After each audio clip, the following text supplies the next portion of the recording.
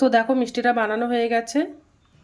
Hello বন্ধুরা, তো আমি আজকে আবার অন্যদিনের মতো নতুন একটা রেসিপি নিয়ে এসেছি। আজকে রেসিপি হচ্ছে শুকনো মিষ্টি।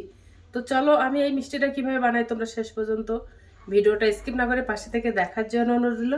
তো চলো শুরু করি।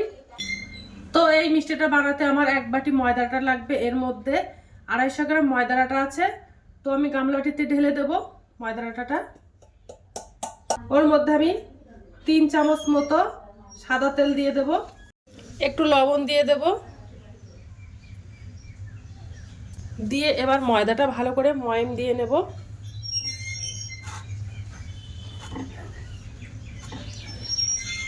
ময়দাটা ময়ামটা ভালো করে দিলে মিষ্টিগুলো খুব সুন্দর হবে, তার জন্য ভালো করে ময়াম দিতে হবে। ভালো করে হাত দিয়ে ডলে ডলে ময়ামটা দেব। তো দেখো আটাটা ভালো করে ময়াম দিয়ে নিয়েছি। মুঠো করলে দলা পেকে যাচ্ছে, আবার ভেঙে যাচ্ছে, এইভাবে আমি ময়ামটা দিয়ে নিয়েছি। আমি জল দিয়ে মেখে নেব। তো অল্প অল্প করে জল দেবো, একসঙ্গে অনেকটা জল দেব না, তাহলে ডোটা নরম হয়ে যেতে পারে।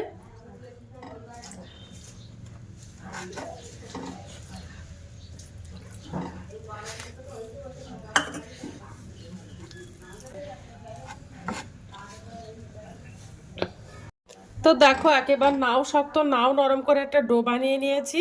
তো ডোটা বানানো হয়ে গেছে, এবার আমি মিষ্টিগুলো সব বানিয়ে নেব। তো আমি এর থেকে একটা লেচি কেটে নিয়েছি,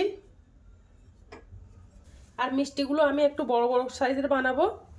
তোমরা চাইলে একটু ছোট ছোট করে বানাতে পারো।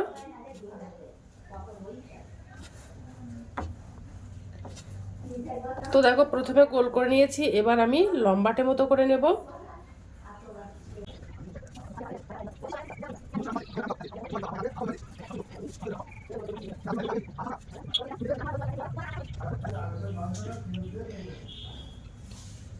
তো দেখো এই লম্বাটে মতো করে নিয়েছি, আর একটু বড় সাইজের বানিয়ে নিয়েছি। তোমরা চাইলে আর একটু ছোট করে বানাতে পারো।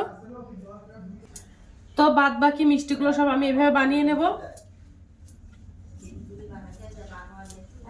তো দেখো মিষ্টিগুলো সব বানানো হয়ে গেছে। মিষ্টিগুলো এবার আমি সব ভাজা করে নেব।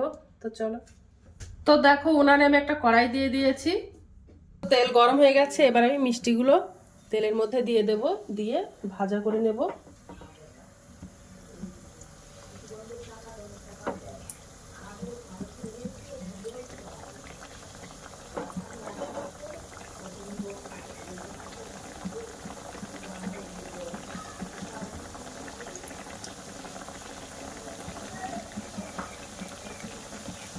মিষ্টিগুলো এবার লাল লাল করে আমি ভাজা করে নেব। একটু উল্টে দেব, একটু লাল লাল করে ভাজা করে নেব মিষ্টিগুলো।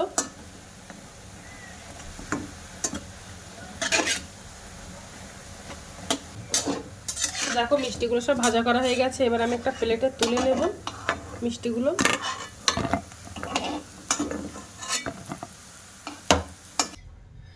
এবার আমি একটা চিনির রস বানিয়ে নেব। আমি এই বাটির এক বাটি চিনি দিয়ে দেব। এর মধ্যে 400 গ্রাম চিনি আছে,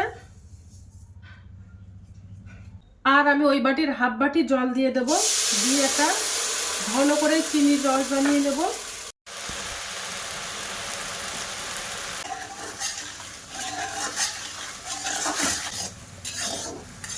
একটা চটচটে করে একটা চিনির শিরা বানিয়ে নেব।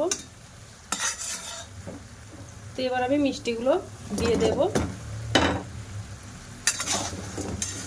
দিয়ে ভালো করে জাল করে নেব।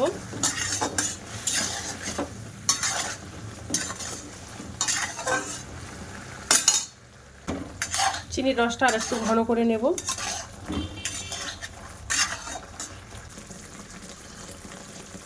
দেখো আমার চিনির শিরাটা বানানো হয়ে গেছে।